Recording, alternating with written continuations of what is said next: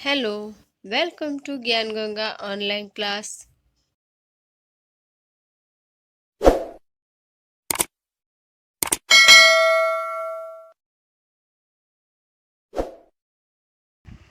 आज हम कक्षा 7 का विषय हिंदी पाठ दूसरा प्रायश्चित इस कहानी के प्रश्नोत्तर स्वाध्याय पोथी पूर्ण करेंगे। प्रश्न पहला, रामू की बहू घर भर में किसी से खाली जगह करती थी तो कबरी बिल्ली से। इसमें सी विकल्प आएगा नफरत शब्द। दूसरा, सास ने माला और खाली जगह में मन लगा लिया। पूजा पाठ सी विकल्प। तीसरा, रामू की बहू की जान आफत में और कबरी बिल्ली के खाली जगह छक्के पंजे सी विकल्प।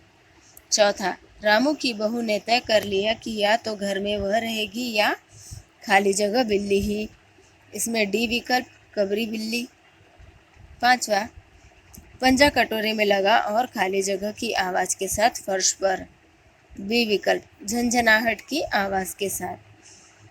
छठवा, रामू की बहू ने कबरी बिल्ली की खाली जगह पर कमर कस ली। डी विकल्प हत्या। सातवां, सारा बल लगाकर खाली जगह बिल्ली पर पटक दिया। ए विकल्प पाटा। आठवां, प्रायश्चित होगा खाली जगह पर हाथ लगेगा। डी विकल्प पकवानों पर। नौवां, घोर खाली जगह नरक का विधान है। ए विकल्प कुंभी पाक का विधान है। 10वां, और मामला खाली जगह तोले की बिल्ली पर ठीक हो गया। बी विकल्प 11 तोले की बिल्ली पर ठीक हो गया। 11वां, माँ जी खाली जगह तो उठकर चली गई। इसमें डी विकल्प आएगा कबरी। प्रश्न दूसरा, कोष्ठक में से उचित शब्द चुनकर रिक्त स्थानों की पूर्ति कीजिए। यहाँ पर कोष्ठक में आपको कुछ शब्द दिए गए हैं, उनमें से सही शब्द चुनकर इन रिक्त स्थानों में भरना है। कबरी के हौसले बढ़ जाने से रामू की बहू के घर में रहना मुश्किल हो गया। रिक्त स्थान हौसले। दूसरा, एक दिन रामू की बहू ने रामू के लिए खीर बनाई। रिक्त स्थान में खीर शब्द। तीसरा, ताक की ऊंचाई अंदाजी और रामू की बहू पान लगा रही है। रिक्त स्थान में अंदाजी शब्द। चौथा, कबरी न हिली न डुली न चीखी चिल्लाई, बस एकदम उलट गई। रिक्त स्थान में उलट शब्द आएगा। पांचवा, बिल्ली की हत्या की खबर बिजली की तरह पड़ोस में फैल गई। रिक्त स्थान में बिजली शब्द आएगा। छठवा, पंडित परम सुख पहुँचे और कोरम पूरा हुआ। रिक्त स्थान में कोरम शब्द आएगा। सातवां, शास्त्रों में प्रायश्चित का विधान है। रिक्त स्थान में प्रायश्चित शब्द आएगा। आठवां, खर्च को देखते वक्त पहले बहू के पाप को तो देख लो। रिक्त स्थान में पाप शब्द आएगा। दान पुण्य में किफ़ायत ठीक नहीं। रिक्त स्थान में किफ़ायत शब्द आएगा। 10वां, यह तो पंडित जी ठीक कहते हैं, पंडित जी की तोंद तो देखो। रिक्त स्थान में तोंद शब्द आएगा। प्रश्न तीसरा, सही विधान के सामने सही और गलत विधान के सामने गलत का चिन्ह लगाना है। प्रश्न पहला, कबरी बिल्ली रामू की बहू से बहुत प्रेम करती थी। सही। नौकरों पर रामू की बहू का हुक्म नहीं चलता था। गलत। कबरी बिल्ली के हौसले बढ़ जाने से खाने के लिए रामू को पौष्टिक खाद्य पदार्थ मिलने लगे। गलत। चौथा, एक दिन रामू की बहू ने रामू के लिए सेवइयां बनाई। गलत। रामू की बहू ने कबरी बिल्ली को बेलन से मारा। गलत। छठवां, रामू की माँ ने प्रायश्चित करने के लिए पंडित जी को बुलाया। सही। सातवां, बड़े पाप के लिए बड़ा खर्च भी चाहिए। सातवां सही है। प्रश्न चौथा, सही वाक्यांश चुनकर विधानों की पूर्ति कीजिए। पहला, कबरी रामू की बहू से कुछ ऐसा परच गई कि रामू की बहू के लिए खान पान दुश्वार हो गया। क विकल्प सही है। दूसरा, एक दिन रामू की बहू ने रामू के लिए खीर बनाई। तीसरा, हाथ में पाटा लेकर लौटी तो देखा कि कबरी दूध पर जुटी हुई थी। चौथा, बहू के सिर बड़ा पाप है। क विकल्प इसमें दान पुण्य करना ही ठीक हो। 5वां, निम्नलिखित प्रश्नों के उत्तर एक एक वाक्य में लिखिए। पहला, भंडार घर की चाबी किसकी करधनी में लटकने लगी? भंडार घर की चाबी रामू की बहू की करधनी में लटकने लगी। दूसरा, रामू की बहू से क्या क्या भूलें हो जाती थी? रामू की बहू कभी भंडार घर खुला छोड़ देती तो कभी बैठे बैठे सो जाती। तीसरा, रामू की बहू की भूल का लाभ कौन उठाता था? रामू की बहू के भूल का लाभ कबरी बिल्ली उठाती थी। चौथा, रामू की बहू कबरी बिल्ली से घृणा क्यों करती थी? कबरी बिल्ली रामू की बहू की नज़र हटते ही घी दूध मलाई चट कर जाती थी। इससे उसने परेशान कर रखा था, इसीलिए वह उससे घृणा करती थी। कबरी क्यों उलट गई? रामू की बहू ने जोर से पाटा पटक दिया, इसीलिए कबरी बिल्ली उलट गई। छठवां, रामू की माँ ने हत्या का दोष के निवारण के लिए किसे बुलाया? रामू की माँ ने हत्या के दोष के निवारण के लिए पंडित जी को बुलाया। मथुरा के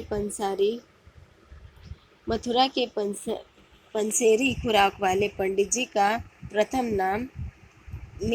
नाम किसका था? मथुरा के पंसेरी खुराक वाले पंडित जी में प्रथम नाम पंडित परमसुख का नाम था। 8वां, कुंभीपाक नरक से मुक्ति हेतु पूजा की कितनी सामग्री चाहिए थी? कुंभीपाक नरक से मुक्ति के लिए पंडित जी ने 11 तोले सोने की बिल्ली और अनाज दाना पानी की जैसे सामग्री मांगी थी। 9वां, कबरी की मृत्यु के पश्चात रामू की बहू को क्या क्या सुनना पड़ा? कबरी की मृत्यु के बाद रामू की बहू ने महरी ने कहा, बिल्ली की हत्या बहू से हुई है, यह तो बहुत बुरा हुआ। मिश्रानी ने कहा, बिल्ली की हत्या आदमी की हत्या के बराबर है। तो सास ने कहा, यह हत्या सिर से उतरती नहीं तब तक कोई इस घर का पानी भी नहीं पी सकेगा और ना ही खाना खा सकता है। इसी तरह सभी ने अपनी अपनी बात सुनाई। 10वां, हत्या के दोष से मुक्ति के लिए कितने ब्राह्मणों के भोजन करवाना था? उसका हल कैसे निकाला गया? हत्या का दोष से मुक्ति के लिए 21 दिनों तक 2 दिन का 5 ब्राह्मणों को भोजन कराना का विधान बताया और कहा कि चिंता मत करो, मैं अकेला दोनों समय का भोजन कर लूँगा। उस पंडित ने अकेले ही उस भोजन को करने की बात रखी। 8वां, रामू की बहू के हाथ से बिल्ली की हत्या का समाचार सुनकर पंडित जी ने पत्नी से क्या कहा? रामू की बहू के हाथों से बिल्ली की हत्या का समाचार सुनकर पंडित जी ने अपनी पत्नी से कहा, लाला घीसूराम की पतिहू ने बिल्ली मार डाली है, प्रायश्चित होगा, पकवानों पर हाथ लगेगा।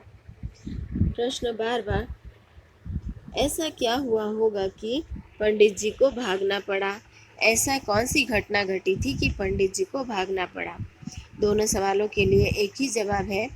पंडित जी पूजा की तैयारी कर ही रहे थे कि महरी ने हांफते हांफते आई और कहा, माँ जी, बिल्ली तो उठकर भाग गई। यह सुनकर पंडित जी चंपत हो गए, यानी वहाँ से भाग खड़े हुए।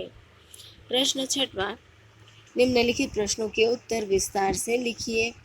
पंडित जी ने प्रायश्चित करने के लिए क्या क्या उपाय बताए? पंडित जी ने प्रायश्चित करने के लिए कुंभीपाक नरक से मुक्ति पाने के लिए 11 तोले सोने की बिल्ली बनवाने का शर्त रखी। अनाज का दान करीब 10 मन गेहूँ, 1 मन चावल, 1 मन दाल, मन भर तिल, 5 मन जौ, 5 मन चना, 5 पंसेरी घी और मन भर नमक के साथ 21 दिन तक 21 रुपए और 5-5 ब्राह्मणों का भोजन का उपाय बताया। इतना करने से बिल्ली की हत्या बहू से उतर जाएगी। बिल्ली की हत्या का पाप बहू के सिर से उतर जाएगी।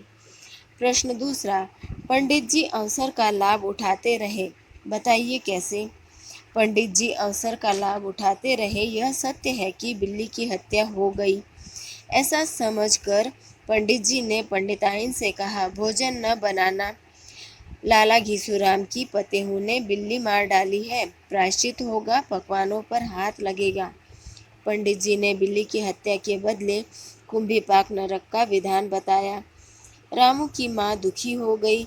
इस अवसर का लाभ लेते धनी परिवार मानकर खूब सारा सोना, अनाज और दक्षिणा मांगकर लाभ उठाना चाहा। प्रश्न तीसरा, पाठ के शीर्षक की सार्थकता स्पष्ट कीजिए। शीर्षक कहानी का प्रवेश द्वार माना जाता है। किसी भी कहानी का शीर्षक उसका प्रवेश द्वार होता है। शीर्षक जितना आकर्षक, पाठ उतना ही मज़ेदार, कहानी में पढ़ने के लिए उत्सुक। शीर्षक संकेतात्मक, घटना प्रधान, नायक नायिका के नाम पर से हो सकता है। प्रायश्चित कहानी का शीर्षक उचित है क्योंकि कहानी की घटना आरंभ से लेकर अंत तक प्रायश्चित से जुड़ी है। बिल्ली की हत्या की मुक्ति के लिए जो ब्राह्मण ने प्रायश्चित का उपाय बताया है, सभी महिलाओं एवं प्रायश्चित करना चाहते हैं। इस प्रकार यह शीर्षक उचित है। अंधविश्वास आज भी समाज में मौजूद है, इसे दूर करने का उपाय लिखिए। घर से निकलते समय बिल्ली का रास्ता काटना, छींक आना अनिष्ट माना जाता है। पुत्र का अपने पिता का पिंडदान करने से मोक्ष की प्राप्ति होती है। पंडित जी को दान देने से पुण्य प्राप्त होता है। यह सब अंधविश्वास आज भी लोगों में मौजूद है। इस अंधविश्वास से दूर करने के लिए जनता को अज्ञानता से बाहर निकालकर अंधश्रद्धा को दूर करना होगा। धर्म के नाम पर इस आडंबर को दूर करना होगा। प्रश्न 7वां, निम्नलिखित मुहावरों का अर्थ लिखकर वाक्य में प्रयोग कीजिए। चाबी कमर से लटकना, घर की जिम्मेदारी हाथों में होना या सेठानी बनना। रामू की बहू की कमर पर चाबी लटकती रहती थी। मोर्चाबंदी होना, संघर्ष के लिए तैयार। कबरी और रामू की बीच मोर्चाबंदी हो गई। चंपत होना, भाग जाना। पुलिस को देखकर चोर चंपत हो गया। कबरी बिल्ली की बात सुनकर पंडित जी चंपत हो गए। खून सवार होना, क्रोधित होना। रामू की बहू पर कबरी बिल्ली के लिए खून सवार था। उलट जाना, पलट जाना। कबरी न हिली, न डूली, न चीखी चिल्लाई, एकदम उलट गई। मुंह मोड़ना, नाराज होना। बच्चों की हरकत पर माँ कभी बच्चों से मुंह नहीं मोड़ती। 8वां, कमर कसना, तैयार होना। रामू की बहू ने कबरी की हत्या के लिए कमर कस ली थी। प्रश्न 8वां, निम्नलिखित शब्दों के समानार्थी शब्द लिखिए। कबरी का अर्थ है धारियों वाला या घने चितकबरे बालों वाला। जिस अर्थात खाने की कोई वस्तु। नदारद, गायब। मोर्चाबंदी, तैयारी। स्वादिष्ट, रुचिकर या चटाकेदार। व्यंजन यानी पकवान, भोजन। फासला का अर्थ है अंतर या दूरी। अंदाजना यानी मापना या अंदाजा लगाना। पकवान अर्थात व्यंजन। कोरम, विधि। प्रायश्चित, भूल की माफ़ी या पश्चाताप। लोभ अर्थात लालच। मर्यादा यानी मर्यादा या औकात। किफ़ायत यानी कंजूसी। प्रश्न 9वां, निम्नलिखित शब्दों के विरोधार्थी शब्द लिखिए। प्रेम का विरोधार्थी नफरत। सास ससुर अथवा सास बहू। तीसरा, स्वादिष्ट, बेस्वाद या अस्वादिष्ट। मुश्किल, आसान। फर्श, छत। छोटा, बड़ा। लंबाई, चौड़ाई। खर्च, जमा। प्रश्न 10वां, निम्नलिखित उदाहरण के अनुसार शब्द बनाना है। पूजा पाठ, तो इसके लिए एक उदाहरण दिया है, पूजा और पाठ। उसी तरह घी दूध, घी और दूध। खान पान, खाना और पीना। इसी तरह इन सभी शब्दों को आप स्वयं पूरा कीजिए। बहुत आसान है, आप कर लोगे, कोई बात नहीं। प्रश्न 11वां, निम्नलिखित शब्दों का वचन परिवर्तन कीजिए। बिल्ली, बिल्लियाँ, महीना, महीने, चाबी, चाबियाँ, बहू, बहुएं। इस तरह वचन अनेक वचन बनाना है। प्रश्न 8वां, प्रत्यय शब्द ढूंढकर अलग करना है। जैसे पहला है सरगर्मी, तो सरगम धन ई, सरगर्मी। झंझना, झंझन धन आहट, झंझनाहट। मुस्कुराना, मुस्कान धन आहट, मुस्कुराहट। पंडित धन आइन, पंडिताइन। इसी तरह इन वाक्यों को शब्दों को आप स्वयं पूरा करिए। प्रश्न 13, निम्नलिखित परिच्छेद पढ़िए। विराम चिन्हों के बिना अधूरा लग रहा है, अतः उचित स्थान पर योग्य विराम चिन्ह का प्रयोग कीजिए और फिर से लिखिए। यहाँ पर आपको अल्प विराम, पूर्ण विराम, दोहरा अवतरण चिन्ह लगाकर इस वाक्य को पूर्ण करना है। मैंने यहाँ पर चिन्ह लगा दिए हैं, आप उसे देखकर वाक्य फिर से लिखिए। प्रश्न 14, निम्नलिखित वाक्यों के क्रियापदों को देखकर उनके काल पहचान कर लिखना है। इनमें भी आप काल स्वयं लिख सकते हो।